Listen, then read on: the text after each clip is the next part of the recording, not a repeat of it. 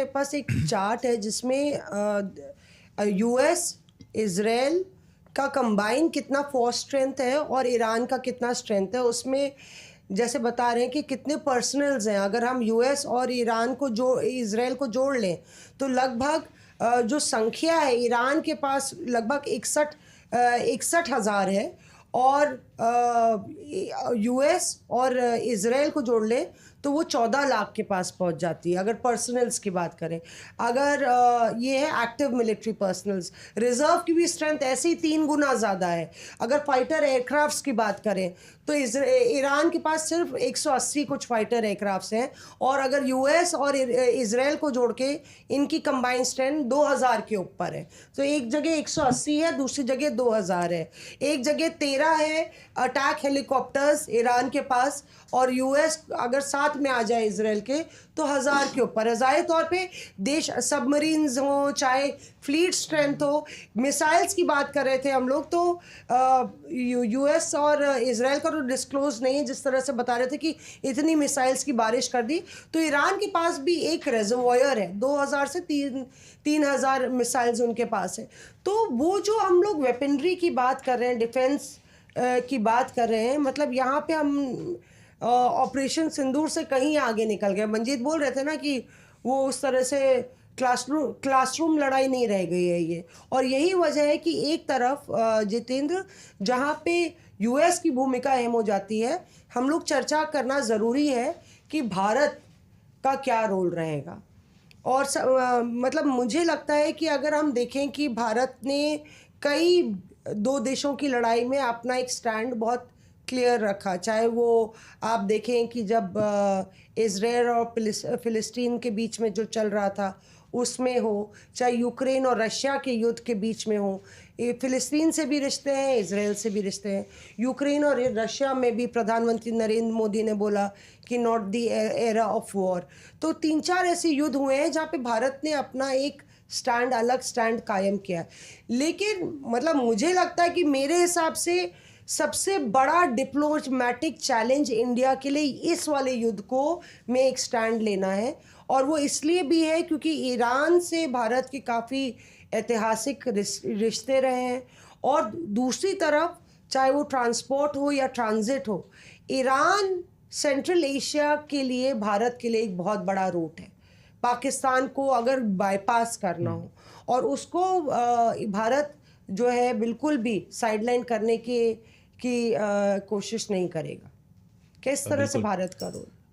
जहाँ तक आप संबंधों की अगर बात कर रहे हैं तो ईरान के जो रूट्स हैं और अभी जो वहाँ पर खैमेनी है उनके बारे में ये कहा जाता है कि उनका लिंक लखनऊ के नज़दीक बाराबंकी 20 किलोमीटर दूर है, वहाँ से उनका है। और उनके परदादा जो थे वो 90 साल पहले, 90 से 100 साल के उस बीच में वो लोग वहाँ ईरान गए थे। और खैमेनी का जो परिवार है उनकी उत्पत्ति यहाँ से। तो भारत के रिश्ते तो बहुत पुराने हैं और ईरान के साथ रहे हैं। जब भी कभी ज़रूरत पड़ी है भारत को तो ईरान साथ में भारत के खड़ा रहा है। और हमने देखा कि चाहे जो क्रूड ऑयल हो उसकी सप्लाई, वो तमाम चीज़ें जो हैं ईरान से अभी भी भारत के साथ अच्छा हो रहा है।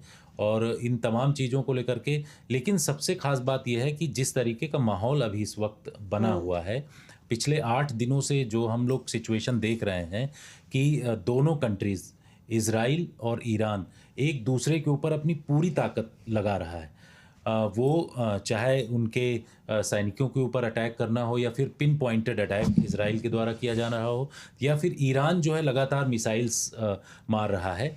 इसमें जो चिंता का विषय ये है कि जो एक्सपर्ट्स हैं वो उनकी तरफ से कहा जा रहा है कि कहीं ये थर्ड वर्ल्ड वार की तरफ ना मुड़ जाए, क्योंकि अमेरिका भी अंदर एंट्री करने की कोशिश कर रहा है। हालांकि अमेरिका की सिचुएशन अभी क्लियर नहीं है, लेकिन जिस तरीके की तैयारी, स्ट्रेटेजिक तैयारी अमेरिका कर रहा है चारों तरफ से, बहरीन, कुवैत, यूएई, और इसके साथ साथ जो उसने खुद असद जो ईरान का पोर्ट है वहाँ पर भी उसके फाइटर जेट्स हैं।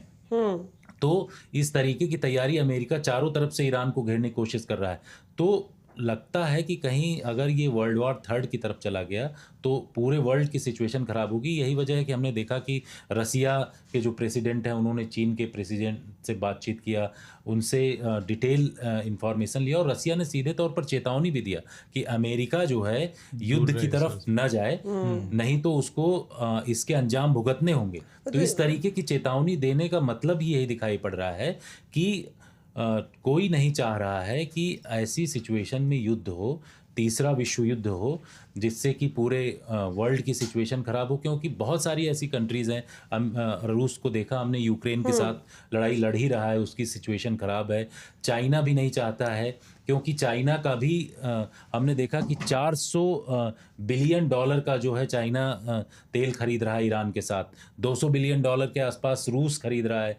तो सभी कंट्रीज़ के हित हैं और ये इस पूरे इसमें मामले में हमने देखा कि तेल का खेल है। कोई तेल के जगह पर कब्जा करना चाहता है तो किसी को लगता है कि अगर यहाँ पर युद्ध हुआ तो उसके यहाँ तेल की सप्लाई ख़त्म हो जाएगी। तो ये तमाम चीज़ें लगातार चल रही हैं और कंट्रीज़ नहीं चाहती हैं कि आपस में ये विश्व युद्ध जैसी स्थिति बने, लेकिन माहौल तो उसी तरफ जा रहा है। हाँ, पर दिलचस्प होगा इसमें इंडिया का दो मुद्दों पर आपको भी आगे बढ़ाना चाहिए बात को, कि एक हम जो मुस्लिम ब्रदरहुड की बात कर रहे हैं कि कितने लोग सिया सुन्नी का जो डिवाइड है उस पर साथ में, और एक फिर हम उसकी आगे उसकी बात करेंगे कि टेक्निकल सुपरमेसी की जो बात की जाती है इजराइल के बारे में।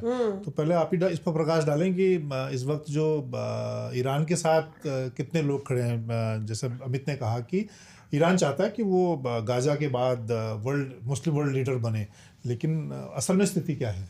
नहीं, सबसे बड़ी बात यह है, देखिए कि ईरान जो है शिया देश है और जो बाकी देश हैं जैसे पाकिस्तान है, लगता ही है कि अरब वर्ल्ड है। हाँ, और अरब वर्ल्ड है, तो वो पूरे सुन्नी डोमिनेटेड है, सुन्नी कंट्रीज़ हैं, तो वो एक डिवाइड यहाँ पे खुले तौर पे नज़र आएगी। मतलब कई लोग चाहेंगे कि प्रॉक्सी की तरह से ही वो ईरान को अपनी जगह पे लाएं, क्योंकि ईरान मुस्लिम ब्रदरहुड का लीडर बनना चाहता है और यहाँ पे भारत की भी भूमिका बहुत इम्पोर्टेंट हो जाती है, क्योंकि आप अरब वर्ल्ड से अच्छे रिश्ते हैं आपके, यूएई हो या बाकी देश हैं, उनका एक्सेस आपको ईरान के ज़रिए मिलता है।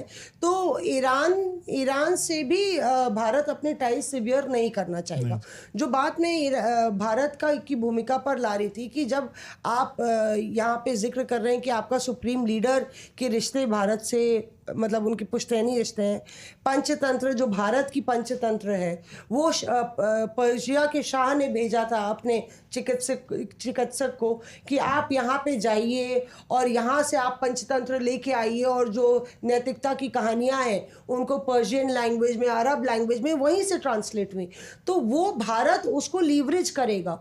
और जहाँ तक वो इज़राइल की टेक्निकल सुप्रीमेसी की बात है, मतलब ये भी एक टाइट रोप वॉक है भारत के लिए। मतलब हम एक तरफ अगर इस्लामिक ब्रदरहुड की बात करें, भारत के लिए भी टाइट रोप वॉक है, क्योंकि पिछले 10 साल में मोदी सरकार में इजराइल के साथ जो ट्रेड है वो लगभग 33% का इजाफा हुआ है। और मिलिट्री रिलेशन तो बहुत ज़्यादा बड़े हैं, और मिलिट्री रिलेशंस, हाँ, मिलिट्री रिलेशंस बहुत बड़े हैं। और इजराइल ने सबसे इम्पोर्टेंट, मंजीत, कि ऑपरेशन सिंदूर में इजराइल ने बिल्कुल अकेला देश है, सबसे सीधी लकीर खींची है। पर वहीं पे ईरान जिस तरह से बैलेंस करता है, उसने पाकिस्तान के साथ उसके जो रिश्ते हैं और वो पाकिस्तान की कभी साइड नहीं ली उसने। वही शिया सुन्नी और मुस्लिम ब्रदरहुड की बात आ जाती है कि जो भारत में शिया कनेक्शन है, भारत का शिया कनेक्शन है इज़राइल से। बहुत सारे ऐसे लोग हैं जो शिया ओरिजिन के हैं, जो इज़राइल में रह रहे हैं, इंडियन ओरिजिन के हैं, और इस तरह का एक्सचेंज है। तो ये लगातार इस तरह का डिवीज़न हम लोग ने पहले भी इस्लामिक पूरी कम्युनिटी में देखा है और वो पॉलिटिक्स इस पर हावी होगी। पर इम्पॉर्टेंट ये भी हो जाता है कि अगर भारत के लिए सबसे बड़ा चैलेंज है तो सामने इज़राइल के पास क्या ऑप्शंस हैं। क्या इज़राइल पूरी तरह से, अभी नेतन्याहू क्या सोच रहे हैं, ये महत्वपूर्ण हो जाता है। और यहाँ पे मैं आपसे पूछना चाहूँगी, क्योंकि कहीं ना कहीं बेंजामिन नेतन्याहू और प्रधानमंत्री नरेंद्र मोदी की स्टाइल ऑफ फंक्शनिंग की तुलना भी हुई है, उनकी दोस्ती का भी जिक्र हुआ है और जिस तरह से ट्रेड में इजाफा हुआ है। पहले हम लोग सिर्फ जो है बात करते थे कि डिफेंस इक्विपमेंट्स की, अब एग्रीकल्चर के क्षेत्र में भी इजराइल के साथ बहुत ज़्यादा कोऑपरेशन है, मेडिकल इक्विपमेंट से लेके। और बहुत सारे जूइश लोग जो हैं भारत से अब इजराइल पासपोर्ट पे इजराइल में रह रहे हैं, 26,000 से भी ज़्यादा। तो आपको लगता है कि बेंजामिन नेतन्याहू की लीडरशिप यहाँ पे, क्योंकि कहा जा रहा है वो वॉर मॉन्गरर है, सबसे लड़ाई करना चाहते हैं, और यहाँ पे किस तरह से आप देखते हैं कि इजराइल की भूमिका? बहुत सोशल मीडिया हम सब लोग अगर देखें तो जब से नरेंद्र मोदी और नेतन्याहू की दोस्ती और संबंध बढ़े हैं, नेतन्याहू इंडियन सोशल मीडिया के हीरो हैं। उनके कई मीम हैं, उनके हाथ में गीता दी हुई फोटो नजर आती है कि उनको वो एक मॉडल है, उनको गीता भेंट करी, वो तस्वीर खूब वायरल होती है। मोदी जी के साथ समुद्र पे घूमते उनकी तस्वीर वायरल, कोई उनको बताता है कि वो यदुवंशी हैं उनका मतलब ऐसे इस तरह की चीजें कि वो पुराने यदुवंशी हैं। तो ये सारी चीज़ें। लेकिन मैं एक चीज़ जो कह रहा था कि एक जो मिथ था इजराइल के बारे में कि वो टेक्निकली बहुत एडवांस है, उसके पास उसकी टेक्नोलॉजी, उसमें कई हद तक वो बात सही है। लेकिन 2 मौक़ों पर मुझे लगता है जो मैंने अभी हाल में देखा कि उसका ये मिथ टूटा है दुनिया के सामने। पहली बार जब हमास ने हमला किया, उसके सारे बैरियर को तोड़ते हुए, उसके सारे सिस्टम को ध्वस्त करते हुए, तब वो एक तरह से मतलब उस हक्का बक्का रही है कि भाई इतनी बड़ी संख्या में लोग घुस आए और उसके सारे ड्रोन, सारे सर्विलांस इक्विपमेंट सब फेल हो गए। इस वक्त जब उसको उम्मीद नहीं थी कि इजराइल ईरान उस पर जो जवाबी हमला करेगा वो इतना कारगर होगा कि मोसाद का हेडक्वार्टर भी टारगेट हो सकता है।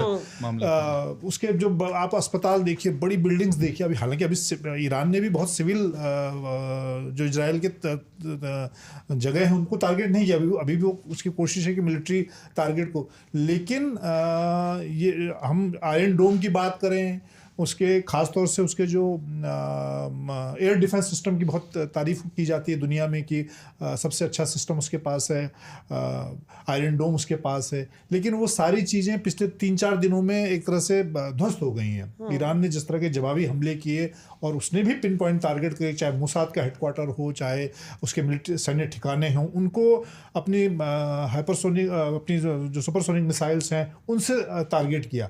अभी सुपरसोनिक और न्यूक्लियर का इस्तेमाल बाकी है। लेकिन जवाबी कार्रवाई में जितना कमज़ोर शायद ईरान को इजराइल ने समझा था। और आप देखिए 2 दिन पहले ट्रंप का बयान था, जब ट्रंप G7 से वापस आए, कि हमने ईरान का एयर स्पेस हमारे कंट्रोल में है। वो बात भी थोड़ी देर बाद गलत साबित हो गई जब खमैनी ने फिर बयान। ट्रंप ऐसा अब ये ट्रंप का स्टाइल है युद्ध में झूठ सच बोलना, माहौल बनाना, कुछ भी बोल दीजिए कि हमने ईरान के एयर सुप्रीम लीडर हमारे टारगेट पे है, हम एलिमिनेट करेंगे, लेकिन हम करेंगे। लेकिन अरे बाराबंकी से हमारे सुप्रीम लीडर बाराबंकी से आए हैं, बताओ। तो वॉर में ये सब चीजें और सोचा था किसी ने? हमने देखा इसमें इसकी भी बात होनी चाहिए कि आप देखिए इजराइल इस वक्त पूरे दुनिया में चाहे किसी भी सारे जर्नलिस्टों को एक्सेस दे रहा है, खूब इंटरव्यू दे रहा है, बातें कर रहा है। उनका एम्बेसडर, हमारी रिपोर्टर गई ना, शिवानी गई वहाँ पे, उनका एम्बेसडर स्टूडियो में आके पूरा बता रहा है कि हम क्या क्या कर रहे हैं। तो वो हर तरह से मतलब वॉर में कहते हैं ना कि सभी चीज़ें आप जायज़ होती हैं, आप प्रोपेगेंडा भी कीजिए, सब कुछ कीजिए। तो अमेरिका और इजराइल उसमें माहिर है। Interesting topic. मंजीत, बड़ी इंटरेस्टिंग बात यह है कि अरे आपने सबसे इंटरेस्टिंग बात बताई जो बाराबंकी वाली बताइए। जो हथियारों वाली कि हमारे घर के पास आ गए जितेंद्र, लखनऊ के पास का जिक्र कर रहे हैं, कुछ खास होगा, बताइए। हाँ, हथियारों की बात जो मंजीत जी बता रहे हैं कि वो वहाँ पर एक प्रोजेक्ट फ्लावर चलता है। अच्छा। ईरान और इजराइल के बीच में जब ये दोनों कंट्रीज एक दूसरे के दोस्त थे, तो प्रोजेक्ट फ्लावर के तहत ये दोनों कंट्रीज वेपन और वेपन टेक्नोलॉजी का एक दूसरी कंट्री में आदान प्रदान करते थे। तो ज़्यादातर जो वेपन्स हैं वो सब इजराइल के ईरान के अंदर हैं। सबको दोनों को एक दूसरे को पता है कि ये जो मिसाइल आ रही है इसकी काट क्या है। अच्छा जैसे रामायण में नहीं होता था कि अगर मंत्र जान गए एक दूसरे के तो इधर से मारा उन्होंने, ब्रह्मास्त्र का मंत्र उनको भी पता है तो उधर से इन्होंने काट दिया। तो दोनों का जो प्रोजेक्ट बारिश फ्लावर वाला आ रहा है या कौन सा आग वाला आ रहा है, आग्नेयास्त्र है या क्या है, हाँ। प्रोजेक्ट फ्लावर के तहत दोनों कंट्रीज एक दूसरे के वेपन्स का वो करते थे इस्तेमाल। और क्योंकि ईरान के पास टेक्नोलॉजी नहीं थी इसलिए सब कुछ इजराइल की तरफ से दिया जाता था, सब कुछ इन्होंने ट्रेंड किया।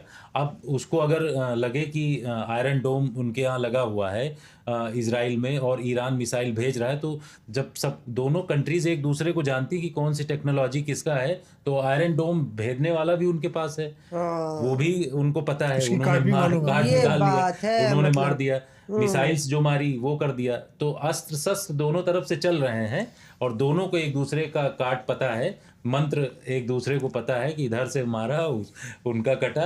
तो ये सारा चीज चल रहा है, किसी को भी इजराइल और ईरान में कहीं भी दिक्कत होने वाली नहीं है, क्योंकि टेक्नोलॉजी का आदान प्रदान एक दूसरे के साथ दोनों चल करते रहा है, चल रहा है। बाद में ये सारी चीजें हुई जब 25, 26, 30 साल का जो वक्त हुआ जब से कट्टरपंथी आ गए, उसके बाद से तो ये सारी चीजें उसके बाद में बदली हैं, लेकिन टेक्नोलॉजी वही चल रही, ट्रेंड लोग वही है देख जो समझ ईरान रहे में हैं है, आप? जो इजराइल में।